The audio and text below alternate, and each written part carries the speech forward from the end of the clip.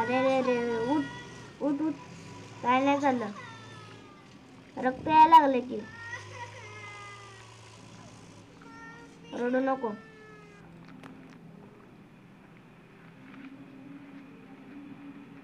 पाणी पी, बरं वाटेल. काय नाही झालं. तुझ्या हाताने पाणी पिणार का? उपऱ्या कुठल्या तिनं कुठून आलाय कुणाच ठाऊक.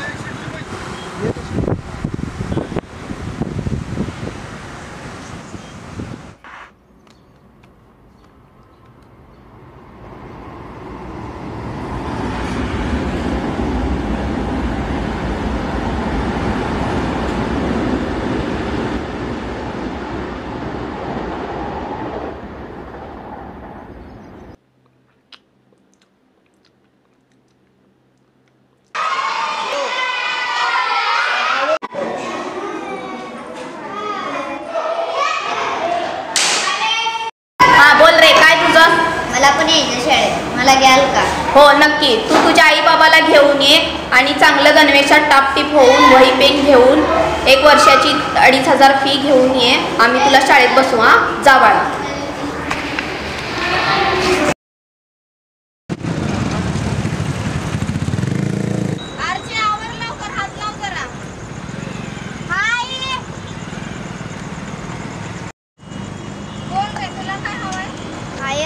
भूक लागले पण पैसे नाहीत.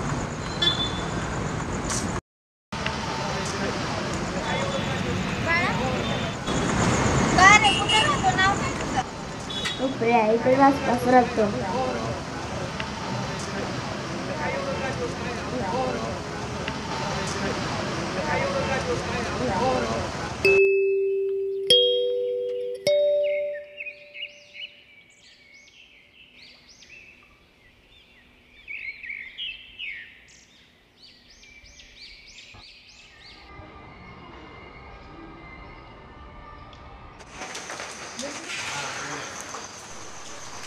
किती झाले?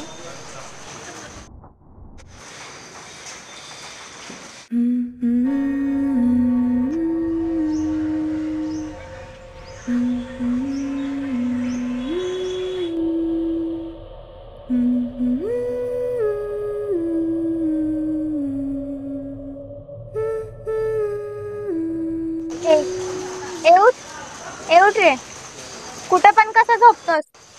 आणि काय हे रात्रीचा 8 सगळं गायब? आई बाप कुठे आहेत तुझे? आटलोय मी, वाचण्याचा प्रयत्न करतोय. दवा दुखत नाही, चोवरून पडते. कोलगट पण सापडत नाही आम्हाला. सांग भावना, सांगू तर सांगू कोणाला? मला पण शिकायचंय, मला पण मोठं व्हायचंय. मला एक कचरा समजून जगाच्या मागं दडवलं. खूप प्रयत्न केला मी शाळेत जाण्याचा, सदा कचरा समजून फेकला मला. जर आज माझी आई असती तर असा नसतो, पण ती तर काय करणार. आई म्हणायची, उठ मी शिकवेन तुला. पण मी ना शाळेतून घरी आलो तर माझ्या घरी लय माणसं होती आणि सगळे माझ्याकडेच बघत होते. मी आत गेलो आणि बघितलं तर माझी आई झोपलेली उठतच नव्हती. माझी आई लय चांगली होती म्हणून देवाने स्वतःजवळ बोलावलं. पण आई, तुझं स्वप्न मी पूर्ण करणारच, हे वचन तुला आहे. तू खूप मोठा माणूस होणार. मी आई तर नाही होऊ शकत, पण तुझी एक मोठी बहीण म्हणून काहीतरी करेन. निदान आश्रम तरी बघेन, कारण मीच माझ्या घरच्यावर बोझ झाले.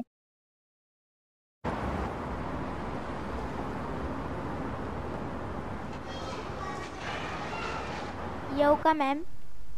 या. बसा. हा उपऱ्या, याला खूप शिकायचं आहे, पण याला कोणीच नाही शिकवायला. आश्रमाशिवाय पर्याय तर कुठं आहे, म्हणून घेऊन आले याला इथं. तसा चांगला आहे, शिकायचं म्हणतोय. तुम्ही कोण? मी मला पण शिकायचे, मी खूप शिकणार. नाव काय म्हणालास तुझं? उपऱ्या. हे कसलं नाव? माहित नाही, सगळे तेच म्हणतात. इकडे ये.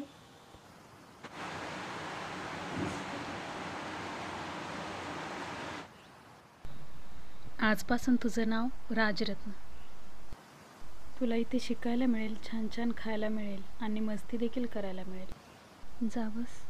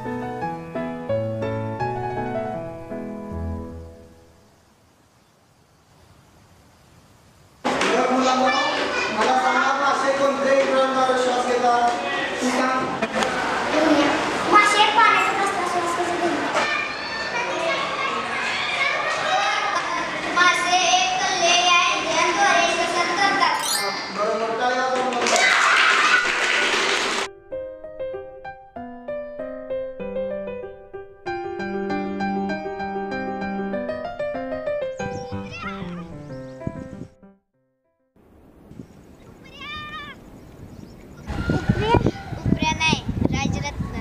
मी पण शिकणार आता, तुझ्यासारखंच शाळेला जाणार. आता मी शिकण्यासाठी मोठ्या शाळेत चालले. माझी मम्मी पप्पा मला पाठवतात.